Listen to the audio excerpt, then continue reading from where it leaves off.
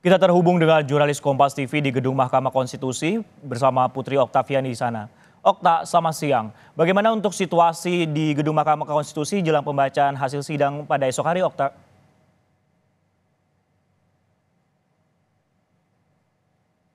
Saudara, untuk situasi terkini di Gedung Mahkamah Konstitusi, memang kalau di dalam, Francisco, dari pantauan kami ini cenderung sepi dibandingkan dengan aktivitas pada hari biasa atau pada hari kerja. Sementara kalau di luar atau di area di Jalan Medan Merdeka Barat ini cenderung ramai dengan masyarakat yang memang bisa atau masih bisa melintas di depan Gedung Mahkamah Konstitusi. Tetapi Francisco, memang ada sejumlah langkah preventif yang dilakukan seperti memasang barrier atau seperti yang ada di sebelah saya ini ada barrier berbentuk beton begitu ya, yang bisa digunakan sebagai preventif apabila terjadi unjuk rasa sehingga tidak mendekat atau langsung begitu masuk ke dalam Gedung Mahkamah Konstitusi. Kemudian Francisco juga memang sejumlah pengetatan dilakukan di area dalam atau di Gedung Mahkamah Konstitusi, seperti kalau misalnya kami ingin masuk ke dalam, ini memang dilakukan scan terlebih dahulu menggunakan barcode gitu, kemudian akan tercatat dan juga akan terpantau siapa saja yang memang beraktivitas di dalam Gedung Mahkamah Konstitusi.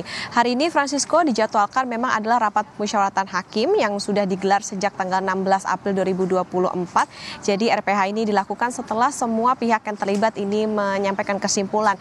Tapi Francisco, memang RPH ini dilakukan secara tertutup sehingga pantauan kami pun juga terbatas terkait dengan aktivitas yang dilakukan dalam RPH.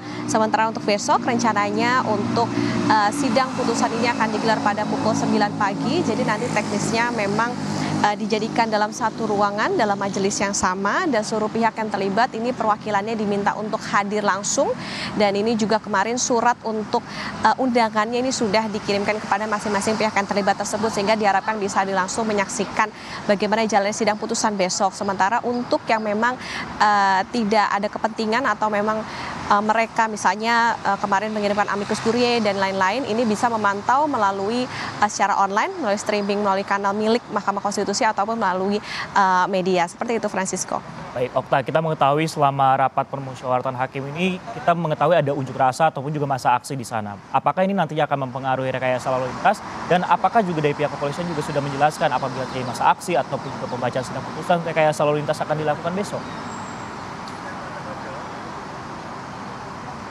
Ya, Francisco dan juga saudara, tentu ini yang juga menjadi antisipasi begitu ya dari petugas gabungan yang dikerahkan untuk mengamankan jalannya sidang putusan besok, bahkan sebelum masa sidang putusan di Mahkamah Konstitusi. Jadi memang Francisco, nantinya akan ada rekayasa lalu lintas yang dilakukan secara situasional melihat bagaimana eskalasi yang akan terjadi besok. Tapi informasinya, Francisco, jadi kalau di depan atau di area depan Gedung Mahkamah Konstitusi ini dari kawasan Patung Kuda menuju ke MK ini akan ditutup total.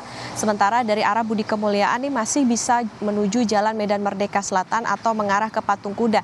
Namun lagi-lagi Francisco, yang jadi catatan adalah akan melihat bagaimana eskalasi yang terjadi sehingga rekayasa yang diberlakukan akan kita ketahui bagaimana besok, dan tentunya yang dilakukan adalah dengan mempertebal pengamanan.